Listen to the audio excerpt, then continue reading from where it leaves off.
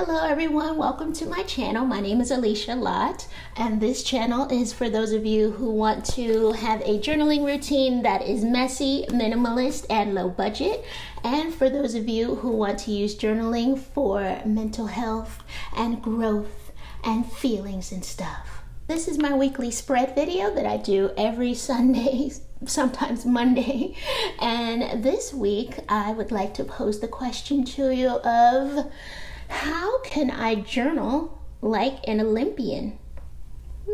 Just a couple days ago, we had the opening ceremonies for the 2024 Olympics in Paris. Elite athletes from the furthest reaches of the planet come together in the spirit of sportsmanship and goodwill. Now come here. I don't know if you know this about me, but I am no athlete. In fact, I seem to go out of my way to injure myself at almost every possible turn.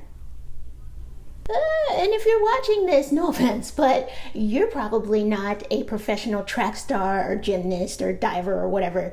But that's okay, because that's why we have the Olympics, so we can live vicariously. Athletes visualize their performances long before they ever do their thing. They think deeply about what their next race or backstroke or dismount might be. They also focus on making sure they have an emotional outlet for their feelings and that they practice gratitude and reflect on their past performances. But of course, they don't keep that all in their heads. They use their journals too. After each turn at the women's high jump at the Tokyo 2020 Olympics, Australian silver medalist Nicola Olieslagers is seen writing in a little green journal.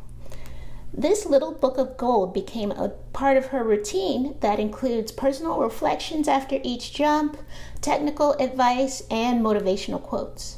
Olympic swimmer and fellow ADHDer Michael Phelps uses journaling to cope with identity issues, depression, and anxiety. When he was actively competing, he used journaling to write down his goals, track his progress, and visualize how his races would go. Two-time gold medalist, the late Black Mamba Kobe Bryant, kept journals about his goals and his training routines and wrote a recap after every game. And the list of journaling athletes just goes on and on from there. Many more star athletes use journaling to get their minds right. So now that we're all inspired by the Olympics and athletes and stuff, how can you hone this energy and use it in your journaling practice? Even though you and I aren't big athletes, or maybe you are, but you're probably not if you're watching this, maybe you have something else that really is going to be a monumental moment for you. Maybe you have a presentation that's coming up, maybe you have a wedding, maybe you have a hot date, maybe you're about to save someone from a burning building. We don't know. I don't know. For that, I can give you 6 journaling prompts that are going to leave you feeling like a flippin' winner, baby. Get your pens and paper ready. I'm going to give you these prompts one right after the other to keep this video shorter. But of course, you are free to pause the video, or you can skip over questions that you don't want to do. Our first question is, write down 3 positive affirmations that you can repeat to yourself when you want to perform at your best. These can be I am statements or I will statements or whatever gets you fired up. The next one is sort of a self-care question. We want to make sure that we are taking care of the outside as well as the inside. So how is your body feeling? What are 3 positive things that you have done for your body today? Okay, our next one is a visualization prompt. I want you to describe your perfect performance. Describe what movements you would make, what you might say, how you might react to other people if there are other people there. Just take a few moments to describe your perfect performance in whatever it is that you are doing, your thing. Next one is to visualize possible challenges. For example, maybe if you're playing sports, maybe there is someone who is much bigger than you, and how would you maneuver past that person to make your basket or kick your ball, whatever. I don't play sports. Then of course we have to visualize the victory. Just picture yourself winning this event or whatever you will be doing, getting a kiss on that date. So just Picture what a winning scenario would look like for you and just smell it, taste it, describe some of the emotions that you might feel after you found out that you have won. And then lastly, like, why not? Let's pretend that we actually are in the Olympics and pretend that you have won a gold medal in whatever event it might be. I want you to picture yourself standing at the podium and having that medal placed around your neck and receiving those flowers and maybe the pride you have for your country and just seeing all the people cheering for you and watching the birds fly. I always feel like there are birds or something. Watching the birds fly by and seeing your flag of your country raised in the air. Imagine what that might feel like and write about that. Let's end on a good note. You can use some of these visualization techniques and some of the mindsets of the Olympic athletes to go forward toward your own goals. And the question we always have to ask ourselves is, what do you want? But you don't want to hear about that. You just want to get on to the weekly spread. So let's move on to the second half of our video, and I will set up my weekly spread in my bullet journal, and we will get ourselves pumped up for the week. Yes. Here we are. It was a good week. This is my weekly spread from last week. I got a lot of writing done. I got a lot of thinking done. And someone has cracked the 1,000 YouTube subscribers, so I'm very happy about that. Before I get into my weekly spread, I wanted to show you the back of my journal. I had been doing a quote of the week in my videos, and I stopped for a couple of weeks, and now I want to bring it back, but now I want to put them in the back cover here. What I want to do is just write them and just make a little snail, and then I'll do, actually the next quote I'll probably put on this side, and then hopefully I will complete both sides before I finish the journal itself. So we will see. If that doesn't happen, then I'll draw something or put something in the middle, so that way it's not just that white space there. So I have my first quote to get started, so bear with me. I hope this doesn't give anyone vertigo or something as I read this, but there's nothing to be truly afraid of when you think about it, because I've failed before, and I woke up the next morning and I'm okay.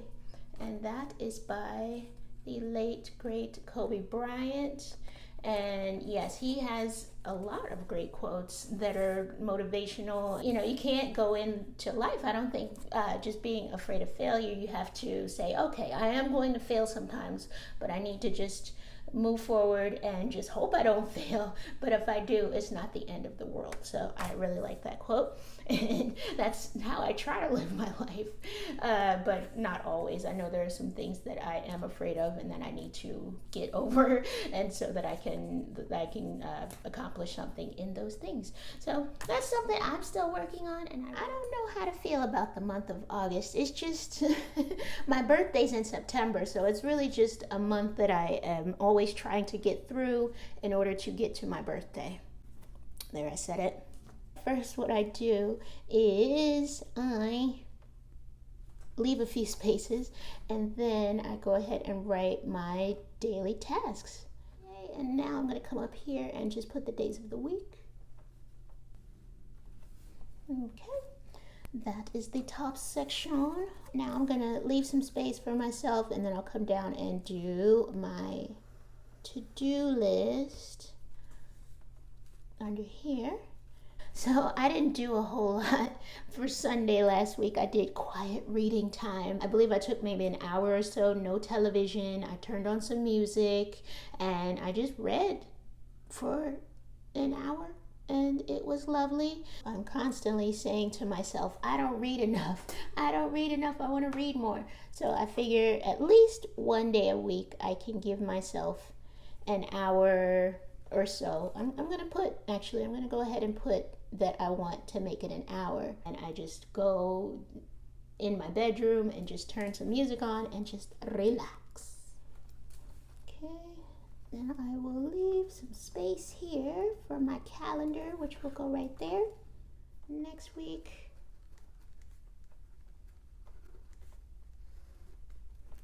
and 2 weeks from now.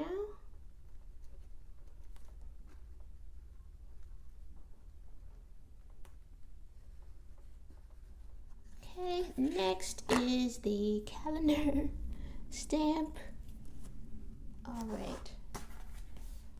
Let's hope I don't get ink everywhere the way I did last week.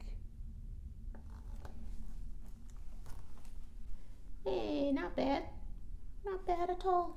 It is time to leave some space for my intention of the week. This is just how I wish to be, what I wish to focus on for the coming week.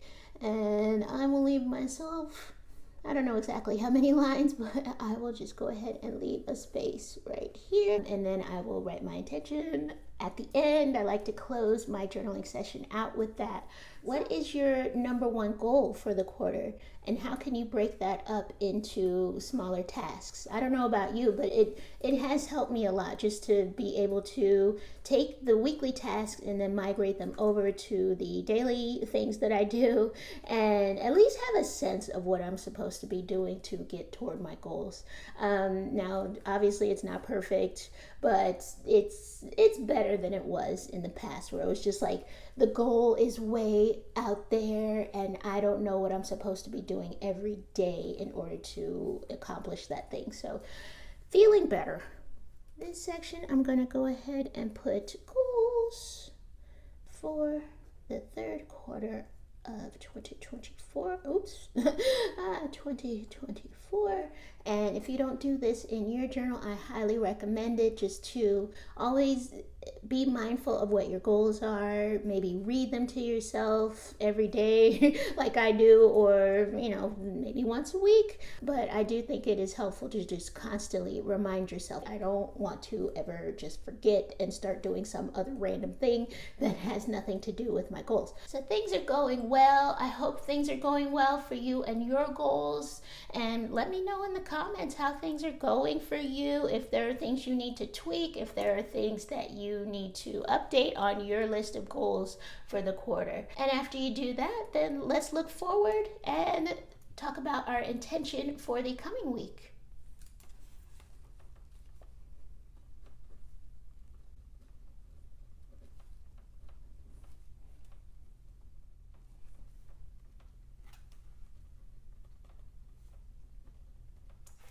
Okay, here is my intention of the week. Of course, it is Olympic themed. I intend to remember the champion inside of me. Though she may not be the most graceful or athletic, she is still going for the gold. I want to look back on this time with pride, knowing that I jumped over hurdles, dived into challenges, and tasted sweet victory at last. And now here we are. This is, oops. There's some things I didn't do on my weekly spread. I forgot to put the month. Oh my gosh. So July 2024. And then I want to put, I'm going to go ahead and put the first few days of August.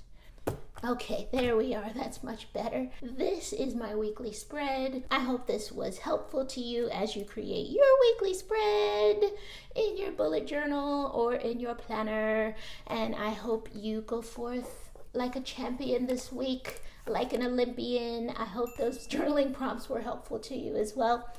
And I'm going to give you the upside down wave goodbye. Have a good week.